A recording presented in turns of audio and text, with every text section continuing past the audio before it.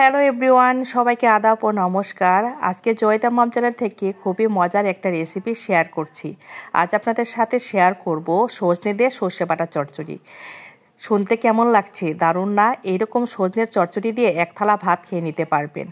আমি এই সজনে বাটা চচ্চড়ি করব সরিষা দিয়ে, যা এতটুকু তিতা হবে না। কিভাবে করব? প্রথমে সজনেগুলো আমি কেটে নিয়েছি। এখন কিন্তু 12 মাসই সজনে পাওয়া যায়, তবে সিজনের সজনেটা কিন্তু খেতে খুবই ভালো লাগে।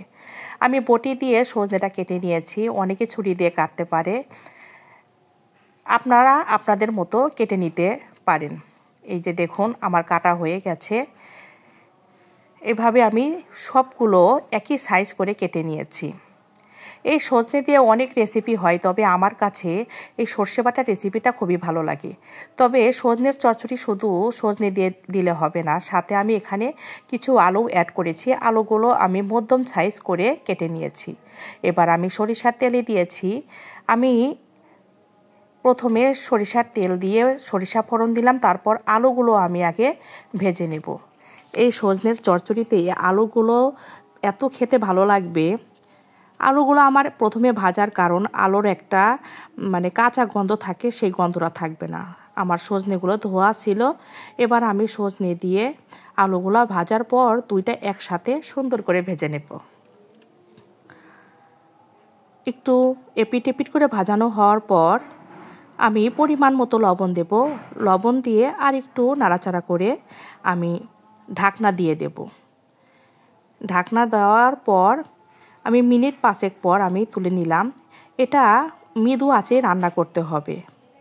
দেখুন, অনেকটাই একটু সিদ্ধ হয়ে গেছে, কালারটা চেঞ্জ হয়ে আসছে। এবার আমি এখানে হলুদের গুঁড়ো আর পরিমাণ মতো মরিচের গুঁড়ো অ্যাড করেছি। সজনের চচ্চড়ি কিন্তু একটু ঝাল ঝাল মিষ্টি মিষ্টি হলে ভালো লাগে। আমার কষানোর সুবিধার্থে একটু জল দিয়ে এখানে আমি 1 চামচের মতো আদা বাটা দিয়ে নিলাম। আমি এখানে আর একটু জল অ্যাড করে দিলাম, দিয়ে আর একটু নাড়াচাড়া করে ভালো করে কষিয়ে নেব। এবার আমি আরেকটু ঢাকনা ব্যবহার করে নিলাম। আর এখানে আমি যে সরিষা বাটাটা দেব, সেখানে আমি 1টা মরিচ আর 1 চিমটির মতো লবণ দিয়ে আমি সরিষাটা বেটে নেব। তাহলে আপনি যতই সরিষা বাটা দিয়ে যে কিছু রান্না করবেন না কেন, সেটা একটুকু তিতা লাগবে না। আমার কিন্তু চচ্চড়িটা কিন্তু অনেকটাই হয়ে আসছে, একদম সিদ্ধ হয়ে গেছে। এখন আমি সরিষা বাটাটা অ্যাড করে দিলাম। সরিষা বাটা দেওয়ার পর যতই জাল দেন না কেন, এটা একটুকু তিতা হবে না, কারণ আমি সরিষা বাটাটা মরিচ আর লবণ দিয়ে বেটে নিয়েছি। আমার রান্নাটা অলমোস্ট হয়েই গেছে প্রায়।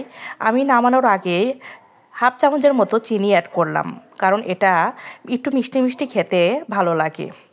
আপনারা চাইলে এখানে সুগার ফ্রিও ব্যবহার করতে পারেন। তৈরি হয়ে গেল আমাদের সজনের সর্ষে বাটা চচ্চড়ি। এইরকম চচ্চড়ি দিয়ে আপনারা 1 থালা ভাত খেয়ে নিতে পারবেন অনায়াসে। তবে এই সিজনে সজনে ফুরানোর আগে অবশ্যই আপনারা একবার রান্না করে খেয়ে দেখবেন কেমন লাগে। তৈরি হয়ে গেল আমাদের সজনে দিয়ে সর্ষে বাটা চচ্চড়ি। যদি আমার ভিডিওগুলো ভালো লাগে অবশ্যই লাইক কমেন্ট শেয়ার করবেন, আর অবশ্যই আমার চ্যানেলটাকে একটা সাবস্ক্রাইব করে দেবেন। ধন্যবাদ বন্ধুরা।